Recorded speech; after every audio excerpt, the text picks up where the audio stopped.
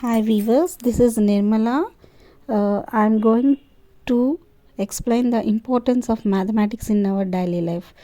మనకి ఏమీ రాని వాళ్ళు కూడా మన మ్యాథ్స్ అనేటప్పటికి చాలా ఈజీగా చేస్తుంటారు. పాలమ్మే వాళ్ళు కానీ, లేదంటే షాప్కి వెళ్ళినప్పుడు మనం కొనుక్కునే వస్తువుల మీద రేట్లతో యాడ్ చేయటం కానీ, సబ్ట్రాక్షన్ అనేది ఇదన్నీ కూడా పిల్లలు చాలా బాగా చేస్తూ ఉంటారు. కానీ సబ్జెక్ట్లో వచ్చేటప్పటికి వాళ్ళు అప్లై చేయటం అనేది రాదు.